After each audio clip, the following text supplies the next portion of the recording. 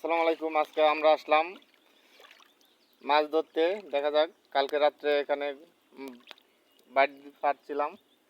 দেখা যাক আজকে কি মাছ ধরা পড়ে। আমি সম্পূর্ণটা দেখানোর চেষ্টা করব। দেখেন, এখানে প্রচুর মাছ লাগে, তবে আজকে জানি না কি হয়। আজকে দেখতে পাচ্ছেন আমরা বাইট, আশা করি অনেক মাছ লেগেছে, মলা মাছ আপনারা দেখতে পাচ্ছেন।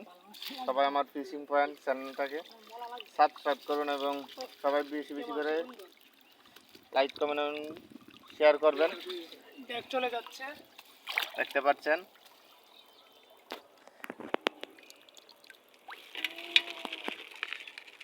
সব মলা মাছ, পুঁটি, চিংড়ি মাছ।